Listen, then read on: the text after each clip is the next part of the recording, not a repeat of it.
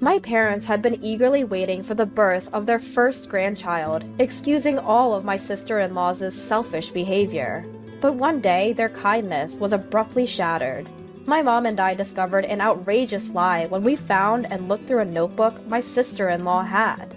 My name is Sophie, and I'm an office worker at a company in Boston. Ever since my brother, who's 3 years older than I, got married a few years ago and moved out, I've been living in our parents' house, with just the two of them. My brother David is gentle-natured, much like our parents, while his wife, Lara, is an outspoken beauty. It seemed that my brother had quickly lost control in the relationship. After getting married, his work trips abroad increased, and he became busier and busier. He rarely had time to come home, though we often didn't see him at family gatherings or New Year's celebrations. That's why we were all surprised when we suddenly heard from Lara. Lara? It's been a while. What's going on? Sophie, long time no see. Well, it seems like I'm pregnant. What? Congratulations! I quickly told my mom about Lara's pregnancy and handed her the phone. My mom was overjoyed at the expectation of a grandchild being born. Lara, congratulations! Let me know if there's anything I can do to help. Eh? Well, of course that's fine, but... Even my mom, who had been happy at first, ended the call with a hint of confusion. Mom? What happened? Well, Lara wants to spend the time until she gives birth here, at our house. At our house? It seemed Lara had asked to spend her time until childbirth at our home. But don't people usually go to their own parents' house during times like this? My mom thought the same, but Lara insisted that our house was better because my brother wouldn't feel as uncomfortable visiting us as he would her own parents. We considered letting her stay at her own place, but my brother was too busy to help with the chores, and Lara said she wanted to rest and feel secure giving birth in our home. Do you think she's having severe morning sickness or something? She didn't say anything about that, but she might be anxious since it's her first childbirth. Lara should have been a stay-at-home wife since getting married. I thought she could relax at her own home without coming to ours. However, my mom seemed to want to let Lara do as she pleased and was planning to accept her. And the following week, Lara arrived at our house with just the bare minimum of luggage. Thanks for having me. As soon as she arrived, she handed me her luggage and asked where her room was. You can use David's room. We've kept it the same. David's room was kinda small, wasn't it? Well, I suppose so. And it's on the second floor, right? Yes, it's next to my room.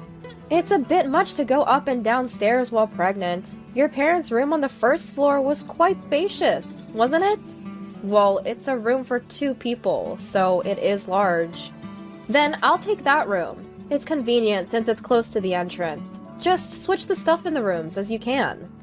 Before I could stop her, Lara went into my parents' room.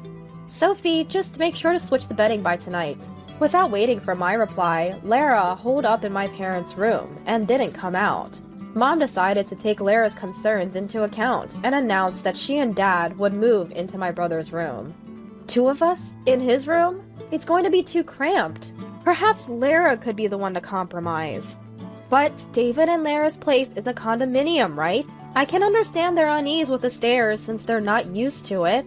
If it's only until the baby's born, then why not? Her radiant smile left me speechless. Despite this, Lara continued to behave selfishly, disregarding our plans. Sophie, I want to go shopping. Could you get the car ready? Mother-in-law, I feel like eating something uplifting today. Could we have meat for dinner? Oh, father-in-law, I'd like to put away the clothes I bought in the closet. So could you move your golf bag somewhere else, please? While my parents catered to Lara's every whim, I was growing increasingly irritated. Lara, how are you feeling? Fine, I suppose. Why don't you try doing some cooking or household chores occasionally? You'll have to do them once the baby is born and you're back home. Why on earth should I cook for you all? Mom seems tired, and I have a busy week at work. I probably won't be able to get home early. Since we're living together, shouldn't we help each other out? Listen, I'm pregnant, okay? If something happens to the baby because I'm not resting, what are you going to do about it? You say you need to rest, but Lara, you're constantly going shopping and eating out for lunch and dinner. That seems more harmful to your health. What? I don't want you meddling in my private life. This is why I dislike having a sister-in-law. No matter what I said, Lara ignored it completely, living carefree without lifting a finger to help around the house. When my brother came to check on Lara and I complained, he was no help at all, saying, "Right now, Lara and the baby's health are most important." How long was this going to go on? When I asked Lara when she was due to give birth, she said it was still half a year away. Half a year? That's when I realized something. A few days later, when my brother was over for dinner, I addressed Lara once again. "Lara, about what I mentioned before, I still think it's odd for you to stay here for another half a year without doing anything." "Sophie, this again?" Lara replied with a bored expression. "Don't you not have a boyfriend, Sophie? Are you jealous because I'm happily married with a baby on the way? If you're so bitter, why don't you find a boyfriend and get pregnant yourself?" "That's not my intention. I just think that you're taking advantage of being pregnant. I need to ensure I have a healthy baby, right? I'm trying to give your parents the joy of spending time with their grandchild, since you can't. And yet, all I get are complaints from you. It's unpleasant. Don't stress me out. I'm pregnant, remember? Are you really considering our parents' happiness? If so, think about how hard it is for mom and dad with your selfish behavior. Do you know how much they're enduring for you? I'm going to give birth to the heir of this family, so a little indulgence is acceptable, right? Or are you planning to give birth in my place? Huh! Heir? Really? David is the eldest son, so it's expected, she said. I believe it's my duty as the eldest son's wife.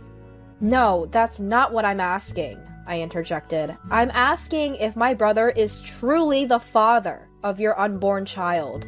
At my words, Lara suddenly became fidgety. What? Of course he is! What nonsense are you talking about?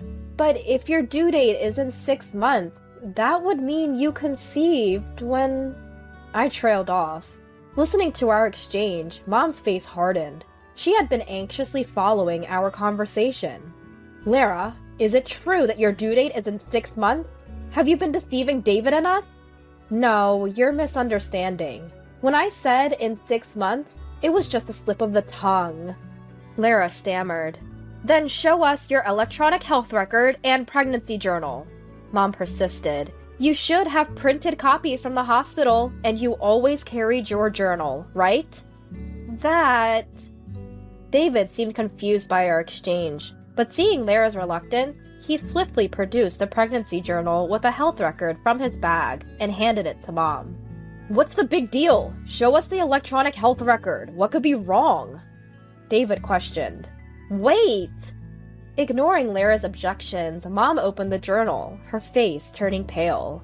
There was a picture of Lara with an unknown man pasted inside, and the electronic health record, it was definitely off. I see now, Mom stated, her usually warm smile now completely vanished. Mother-in-law, listen to me. Due dates are vague, right? What's certain is that a baby will be born into this family. You were looking forward to your grandchild, weren't you? As a token of my gratitude for letting me stay at your home, I promise to let you hold the adorable baby as much as you want. Lara pleaded. However, Mom, having put everything together, coldly replied, Leave our home immediately. Leave? What about my unborn child?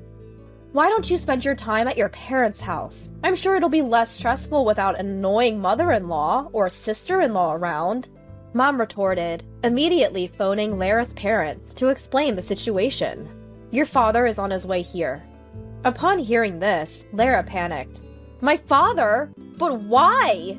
As my brother and father looked on confusedly, I explained that one can determine the conception date from the due date, and during that period, my brother was abroad, so it was impossible for him to be the father. But if it's not my child, then whose is it?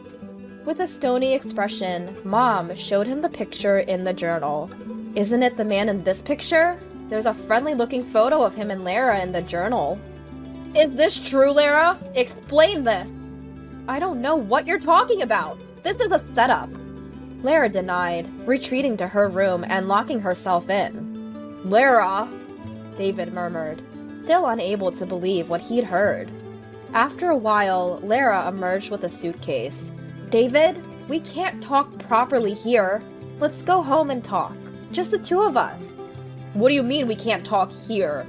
Sophie seems to dislike me, and in the end, your mother is on Sophie's side. You're the only one on my side, David. You mustn't believe what these people are saying. She planned to paint us as the villain and sway David to her side once they were alone. If I left things as they were, Lara could continue to manipulate my brother. Something had to be done. Just as I was about to intervene, the doorbell rang. When I opened the door, it was Lara's father. He had rushed over after my mother called him. From the moment he arrived, Lara's father's face was red with anger. Lara, what in the world? Dad? Lara's father told us about when Lara had returned home while my brother was stationed abroad. That day, there happened to be a school reunion, and Lara had returned to her hometown to attend. But that night, Lara didn't come back home. Her father had just assumed that she'd gotten caught up with her old friends. But the next day, Lara's father noticed that he was being whispered about every time he went out. Is there something going on? When he finally asked a neighbor, they replied reluctantly. Your daughter Lara, she moved away after getting married, right? On the day of the reunion, she was seen leaving early with a man. What? Could it be that morning she returned? When Lara's father confronted her about it, Lara flatly denied it. We all just had a good time and drank until morning. Maybe someone saw me when I got separated from the group and ended up with just one other person? So there's nothing to be guilty about, right? Of course not. I'm already married, you know. Despite feeling uneasy, Lara's father chose to believe her story for the time being. However, it turned out that Lara had been deceiving not only us, but her own family as well. Is it true that you're pregnant? Is the baby from your affair? Apparently, fearing that her affair with a classmate would be exposed, Lara had even kept her pregnancy a secret from her parents. The fact that she hid her pregnancy from her parents is the most evident proof that she had something to hide. Why would you tell a lie that would so easily be discovered? As I was dumbfounded by her blatant lie, Lara began to desperately make excuses. Everyone will just fall in love with a baby once it's born. Even if they find out about the affair afterwards, if they've already accepted the child, they won't kick me out. Everything would have gone smoothly if Sophie hadn't blabbed. Lara's comment was totally out of line. Even my brother, who had wanted to believe in Lara, seemed to finally see her for who she really is after hearing those words. So, you were cheating on me after all. What? No, that's not it, David. Lara seemed to realize her own slip of the tongue, but it was too late. What's not it? I'm included in that everyone you just mentioned, right? Don't make a fool of me. This was a roar of anger unlike anything I'd ever heard from my gentle brother. I'm breaking up with you. No! Hey, David, you love kids, right? You were happy when you found out we were having a baby. Let's raise the baby together. What? Are you kidding me? Raise a child when we don't even know who the father is?